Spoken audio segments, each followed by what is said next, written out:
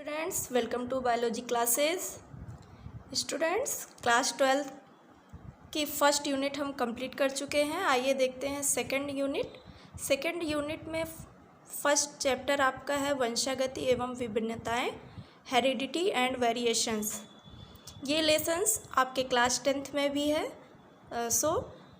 आइए देख लेते हैं। स्टूडेंट्स, आप सभी जानते हैं पूरे वर्ल्ड में बहुत सारे जीव पाए जाते हैं और वो जीव अपने ही समान नई संतान उत्पन्न करते हैं। जैसे देखा जाता है कि गाय बछड़े को जन्म देती है, कुत्ता पिल्ले को जन्म देता है और हाथी हाथी के बच्चे को जन्म देता है।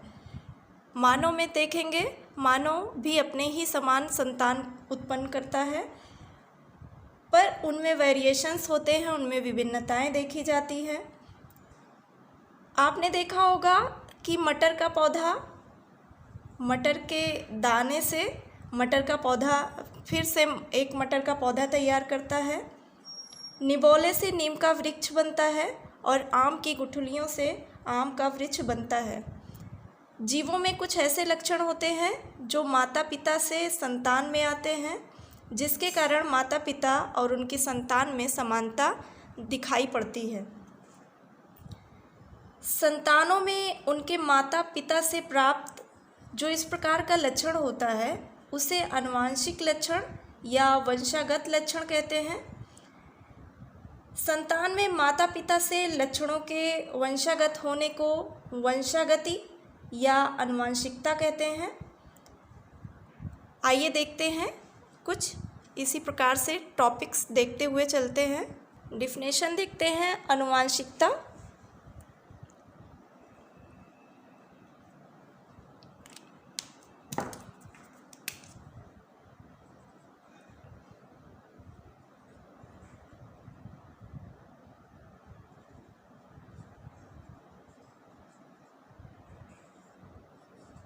आनुवंशिकता को इंग्लिश में कहते हैं हेरिडिटी।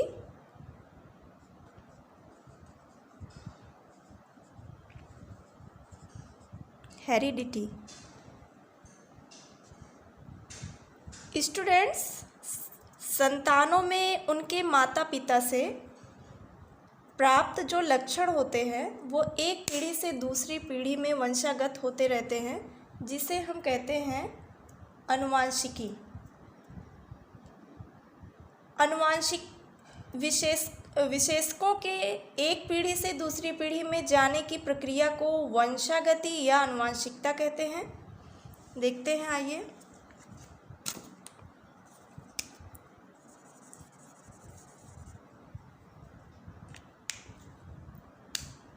जीवों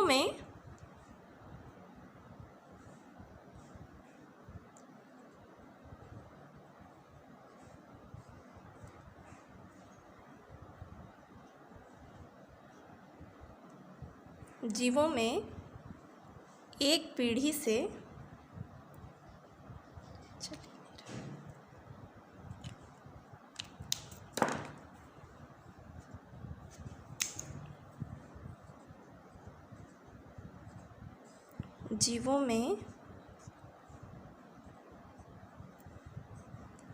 एक पीढ़ी से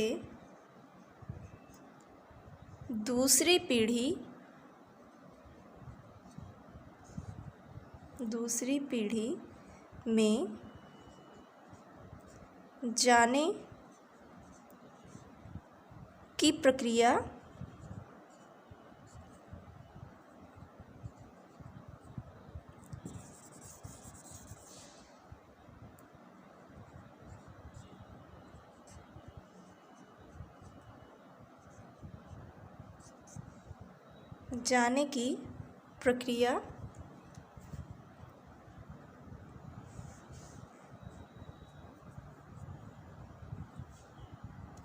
प्रक्रिया को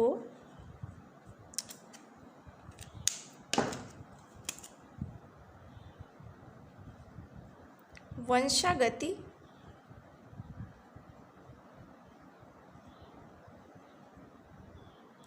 या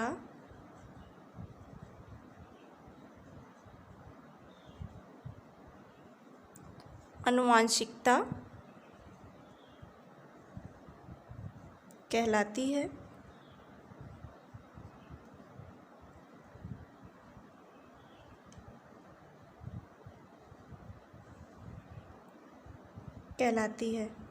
एक पीढ़ी से दूसरी पीढ़ी में जो भी कैरेक्टर होते हैं वो एक पीढ़ी से दूसरी पीढ़ी में वंशागत होते रहते हैं, जिसे आप नाम देते हैं आनुवांशिकता। इसी में एक वर्ड आप और सुनते हैं जिसे आनुवांशिकी के नाम से जानते हैं।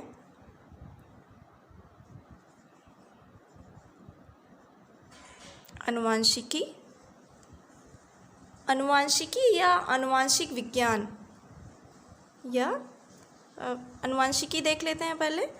इसे कहते हैं जेनेटिक्स।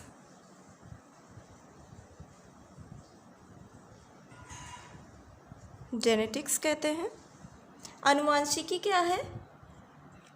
जीव विज्ञान की जिस शाखा के अंतर्गत जीवों में आनुवांशिकता तथा आनुवांशिक समानताओं और विभिन्नताओं का अध्ययन किया जाता है, उसे कहते हैं जेनेटिक्स या आनुवांशिकी।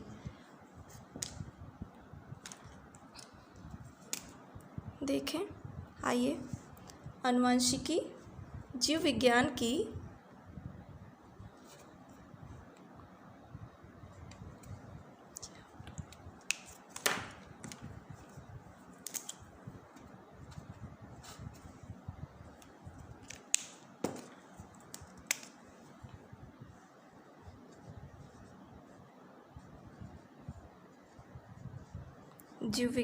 की वह शाखा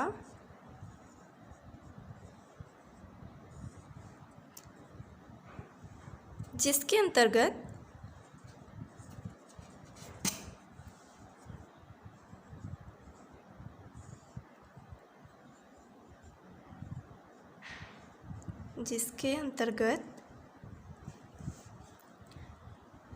जीवों में आनुवांशिकता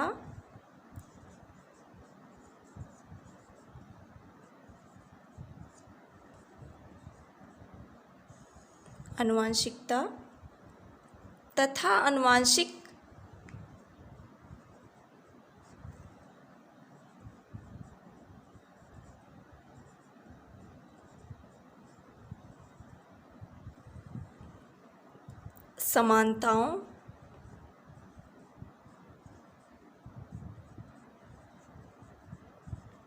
समानताओं व विभिन्नताओं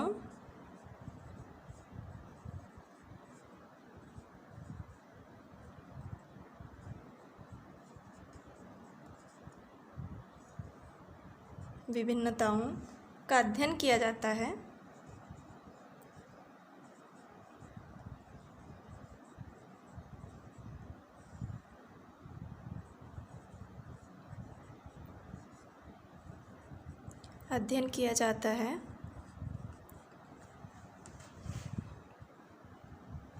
आनुवांशिकी कहते हैं।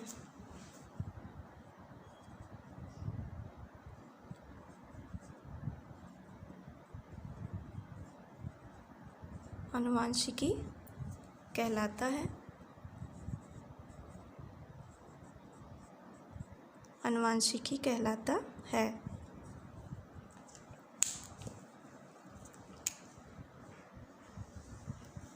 आनुवांशिकता क्या है?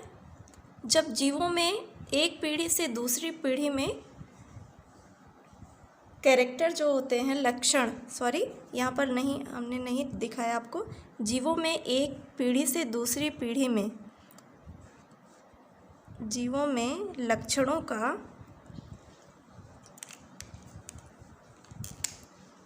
जीवों में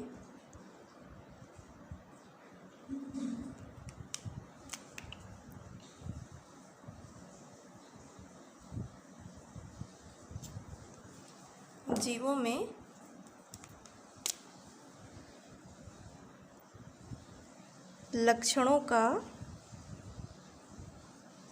एक पीढ़ी से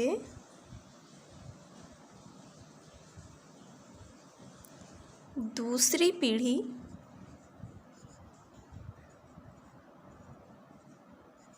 पीढ़ी में जाने की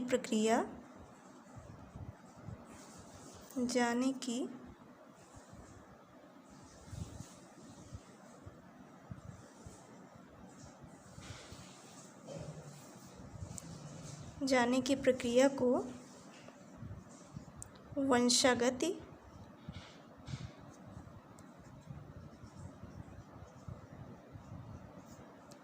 वंशागति या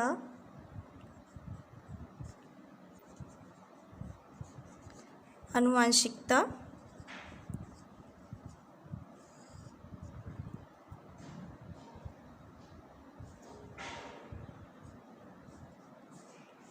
कहलाती है। आनुवंशिकता कहलाती है। आनुवंशिकता जब जीवों में लक्षणों का एक पीढ़ी से दूसरी पीढ़ी में ट्रांसफ़र होता है तो उसे वंशागति या आनुवंशिक लक्षण कहलाते हैं। आनुवंशिकी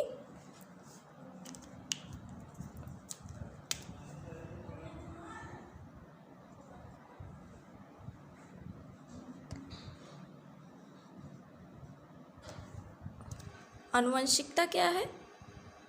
लक्षणों का एक पीढ़ी से दूसरी पीढ़ी में ट्रांसफ़र होना आनुवंशिकता कहलाता है। आनुवंशिकता को जीव विज्ञान की जिस शाखा के अंतर्गत आनुवंशिक समानताओं एवं विभिन्नताओं का अध्ययन किया जाता है उसे आनुवंशिकी जेनेटिक्स कहते हैं। हेरेडिटी आनुवंशिकता और आनुवंशिकी को जेनेटिक्स कहते हैं। आनुवंशिकी शब्द सबसे पहले एक वैज्ञानिक थे बेटसन, उन्होंने 1905 ईस्वी में इस शब्द का प्रयोग किया था। इस शब्द का प्रयोग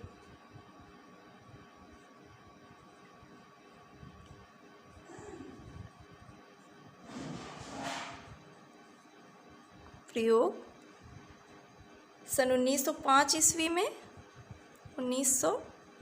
ईस्वी में एक वैज्ञानिक थे, उनका नाम था बेटसन।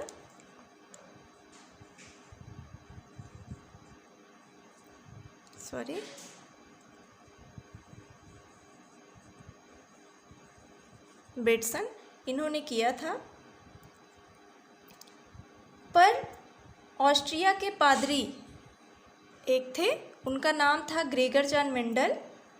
उन्होंने 1866 में आनुवंशिकी की नींव डाली थी और मेंडल ने आनुवंशिकी के 3 नियमों का प्रतिपादन किया था, जिसके कारण मेंडल को फादर ऑफ जेनेटिक्स कहते हैं। इस शब्द का प्रयोग बेटसन ने किया था और ग्रेगर जॉन मेंडल ने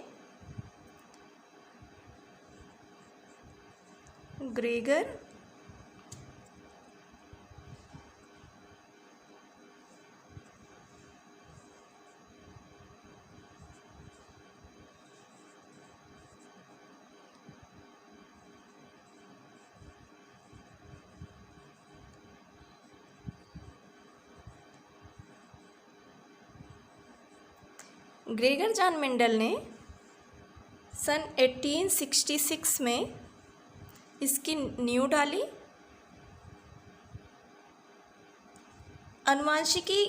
इन्होंने आनुवंशिकी के 3 नियमों को प्रतिपादित किया। 3 नियमों को प्रतिपादित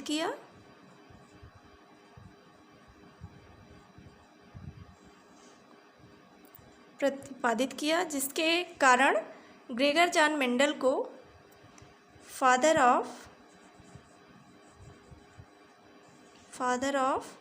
जेनेटिक्स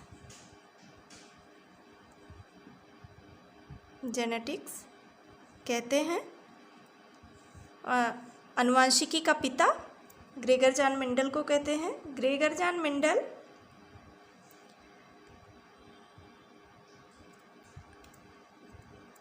आनुवंशिकी यूनिट्स के यानी कि हेरिडिटरी यूनिट्स के लिए जॉनसन ने 1909 में जीन शब्द का प्रयोग किया। जीन्स में सभी कैरेक्टर्स निहित होते हैं। आइए देखें फिर से वेरिएशंस क्या होता है। बहुत सारी देखा होगा पिता किसी प्रकार का है, माता किसी प्रकार की है, तो बच्चों में भी कुछ वेरिएशंस होते हैं, कुछ विभिन्नताएं होती हैं। आइए देखते हैं वो विभिन्नताएं किस प्रकार से होती हैं। विभिन्नताएं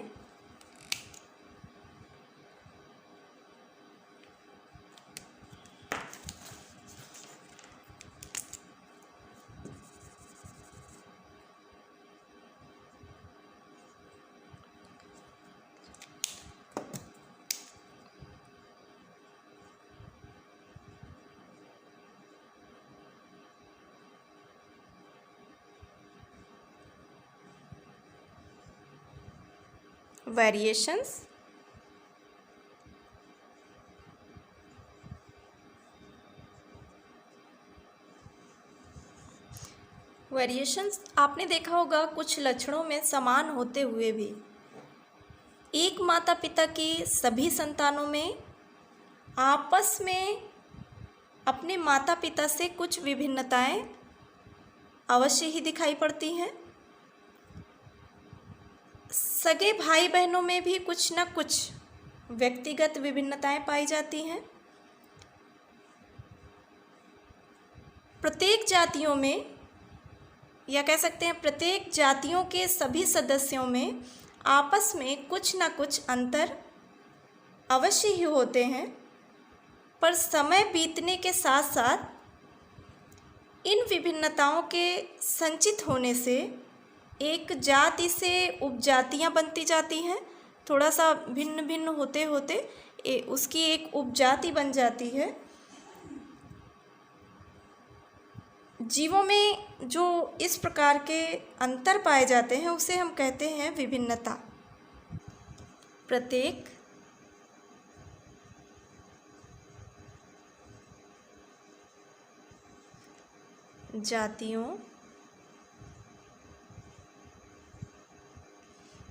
जातियों के सभी सदस्यों में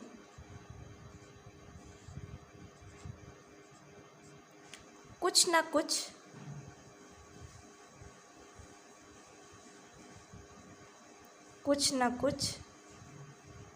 व्यक्तिगत विभिन्नताएं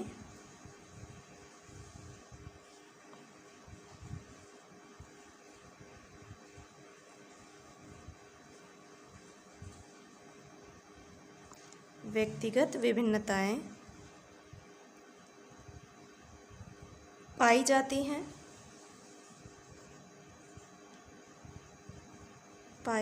हैं। इसी प्रकार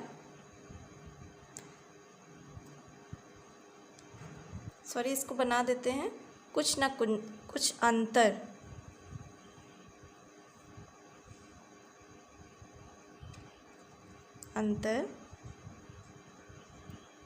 अवश्य ही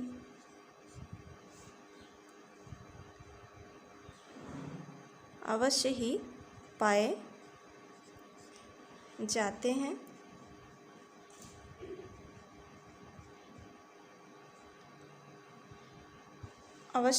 जाते हैं। समय बीतने के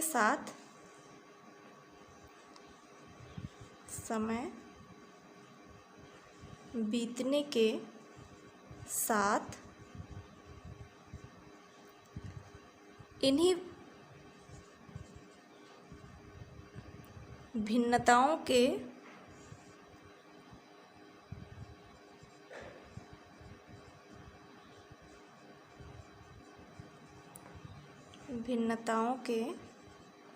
संचित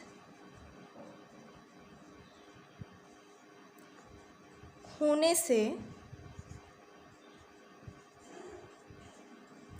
एक जाति से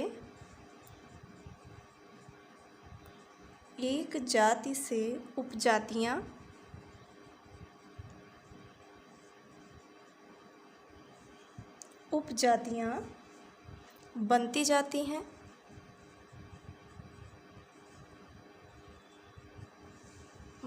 जाती हैं। जीवों में पाए जाने वाले इन्हीं अंतरों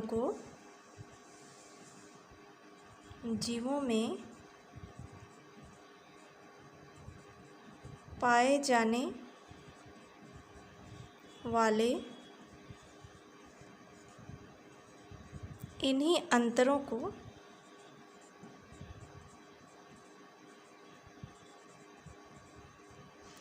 विभिन्नताएं कहते हैं।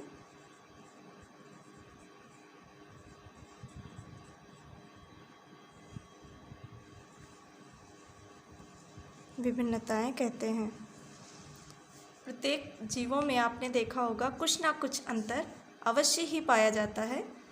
तो इन्हीं से बहुत सारी जातियों से उपजातियां बन जाती हैं और जो अंतर इस प्रकार का मिलता है उसे हम कहते हैं विभिन्नता। कहते हैं। विभिन्नता दो प्रकार की होती है। विभिन्न वातावरणीय दशाओं यानी कि पालन पोषण, उनका रहन सहन, शिक्षा, जलवायु वहाँ की कैसी है, जो इसके प्रभाव से उत्पन्न होती हैं, वो अस्थायी विभिन्नताओं को दैहिक विभिन्नता कहते हैं। उस प्रकार की जो अस्थायी विभिन्नता होती है उसको दैहिक विभिन्नता कहते हैं। और एक होती है जर्मिनल विभिन्नताएं। जीवों के आनुवंशिक पदार्थ या कह सकते हैं जीनी संरचना में अंतर के वजह से जो विकसित विभिन्नताएं पाई जाती हैं उसे जन्निक या वंशागत होती हैं, जिसे जर्मिनल विभिन्नताएं भी कहते हैं। ग्रेगर जॉन मेंडल का जन्म एक किसान परिवार में हुआ था। ग्रेगर जॉन मेंडल को इसीलिए फादर ऑफ बायोलॉजी कहा गया है, फादर ऑफ जेनेटिक्स कहा गया है। ये अनुवांशिकी के पिता हैं।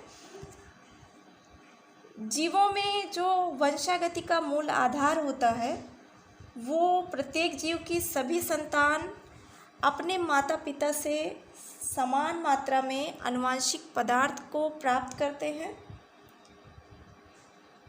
आनुवंशिक पदार्थ जो जीवों में पाया जाता है वो डीएनए होता है। अतः कह सकते हैं सभी संतति जीवों को प्रत्येक लक्षण के लिए माता पिता दोनों से डीएनए क्या होता है, प्राप्त होता है। और अगर वो डीएनए दोनों का आता है तो इसका अर्थ है कि प्रत्येक जीव में एक लक्षण के लिए दो विकल्प होते हैं। समानता इन दोनों विकल्पों या डीएनए प्रारूपों में से केवल एक ही उस लक्षण को प्रभावित करता है, दूसरा उसको प्रभावित नहीं कर पाता है। मेंडल ने सन 1900 ईस्वी में लक्षणों के इन विकल्पों की वंशागति के नियम प्रस्तुत किए थे, जिसके कारण मेंडल आनुवंशिकी के जनक कहे जाते हैं। मेंडल का जन्म Gregor John Mendel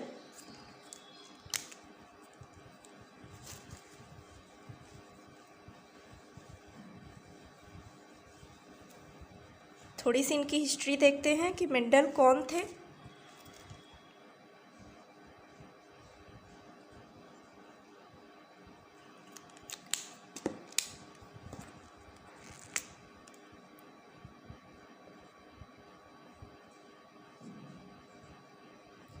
Gregor John Mendel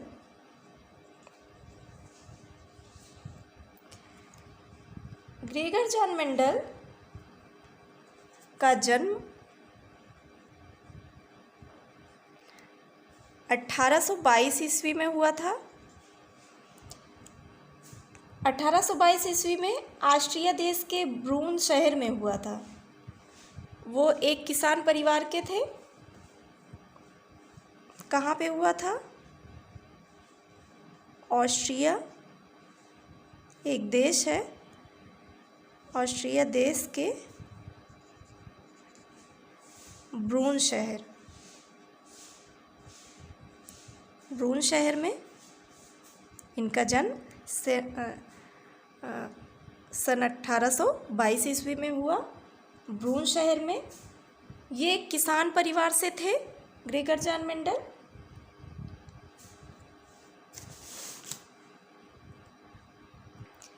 intermediate की परीक्षा के लिए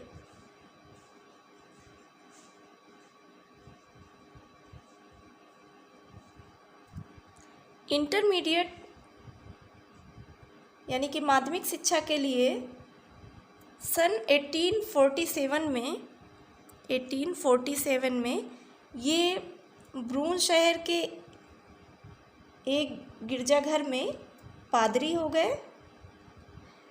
कब? इंटरमीडिएट माध्यमिक शिक्षा पास करने के बाद 1847 में ब्रून शहर के एक गिरजाघर में ये पादरी हो गए। और जब इनको एक खाली समय मिलता था तो गिरजाघर की जो खाली जगह थी, बगीचे थे, मेंडल ने मटर के पौधे में संकरण के लिए अनेक प्रयोग किए। लगातार 8 वर्षों के कठिन परिश्रम के बाद इन प्रयोगों से उन्होंने कुछ निष्कर्ष प्राप्त किए और उसका एक आधार बनाया। और सन 1866 में आनुवंशिकी के नियमों की खोज की।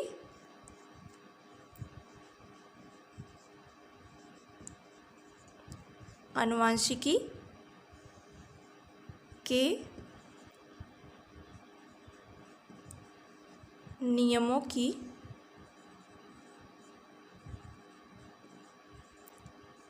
खोज की,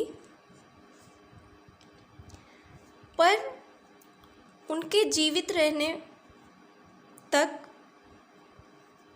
उनको इन नियमों की खोज के लिए कोई महत्व नहीं मिल सका।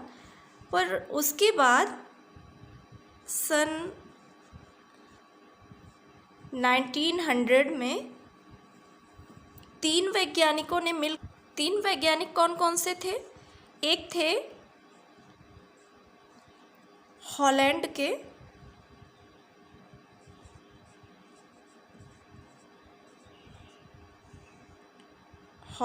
के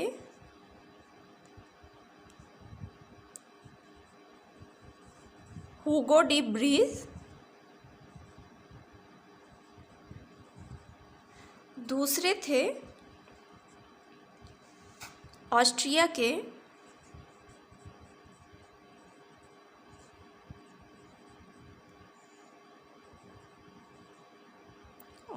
के ईवी शेरमैक,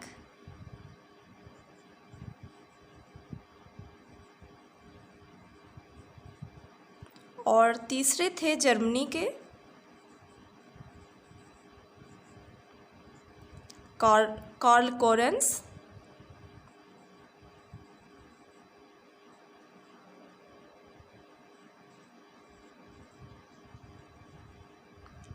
इन तीनों वैज्ञानिकों ने मिलकर फिर से मेंडलों के नियमों की फिर से उस पर अध्ययन किया। लगभग 35 वर्षों तक ये उपेक्षित रहा था और मेंडल की मृत्यु से लगभग 16 वर्ष के बाद सन 1900 ईस्वी में ये तीनों वैज्ञानिक आए, हुगो डी ब्रीज, ईवी शेरमैक और कार्ल कोरेंस। इन्होंने मिलकर इनके परिणामों की व्याख्या की और इसकी पुनः खोज की और विश्व के सामने उसको लेकर आए। तब जा कर के मेंडल के नियमों को पुष्टि मिली और उन्हें उसके लिए नोबेल पुरस्कार से भी बाद में सम्मानित किया गया था। डियर स्टूडेंट्स, नेक्स्ट लेक्चर में हम आपको बताएंगे कि मेंडल के सक्सेस का कारण क्या था। आप देखिएगा नेक्स्ट लेक्चर में फिर से आपसे मुलाकात होगी। तब तक के लिए खुश रहिए, मुस्कुराते रहिए।